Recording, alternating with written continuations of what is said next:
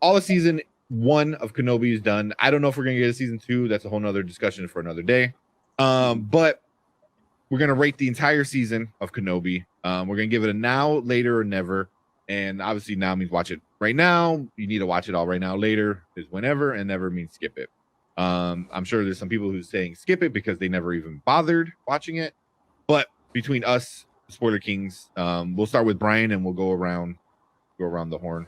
So what you think, Brian? What are you giving season 1 of Kenobi?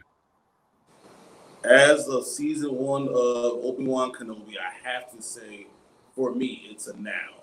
I feel like the entire series really did Star Wars justice, and it's really these Disney Plus shows are carrying the load. This was excellent. It was excellent acting. The cast was great. That Leia is the cutest little girl I've ever seen. Like, I have cute girls. That's a perfect person to play the Princess Leia. Like, they did a wonderful job with that. And she stole the show in many episodes. But everyone they put in there did well, and you believe that this is a good person to add to this universe. And Star Wars should be the number one universe out of all these shows, all these movies. It's the one that started it all. This is how important it is, and I feel like it did it justice, and it enhanced their characters. These characters that we know all about, they actually enhanced them, and I think doing that takes a lot. So now, definitely. Yeah. Cool. What about you, Brandon?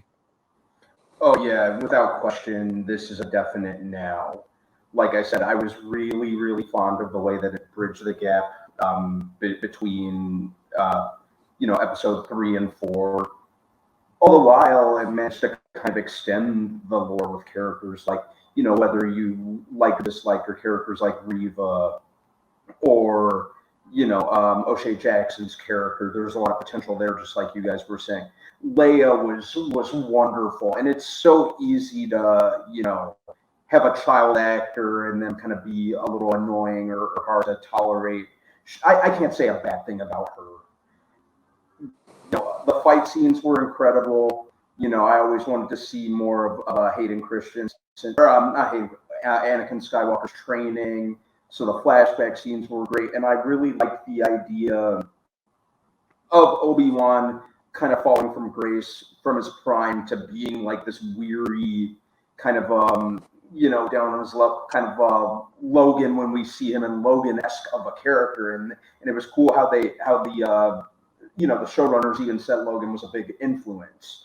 So I'd be open to another season, but at the same time, this was so kind of self-contained and kind of wrapped things up to where, an extent, you don't even need one. It stands on its own just fine, and there might not even be any topping it.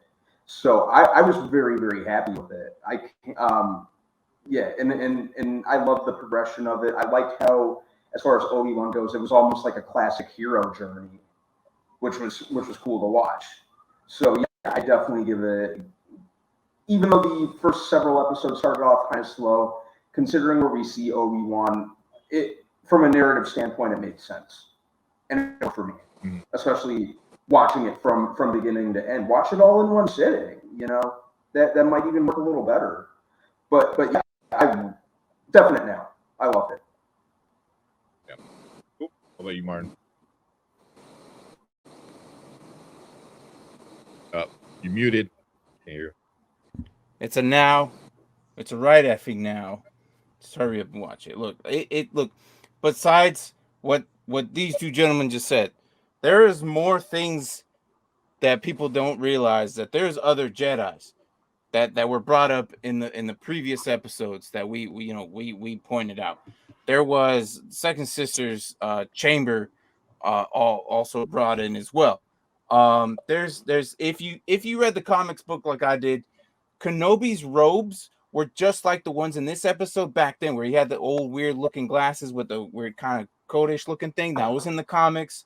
Like the whole rocks lifting in Beggar's Canyon.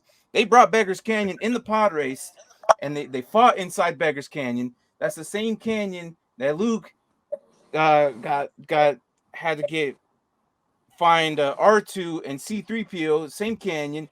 All that happened in that canyon. So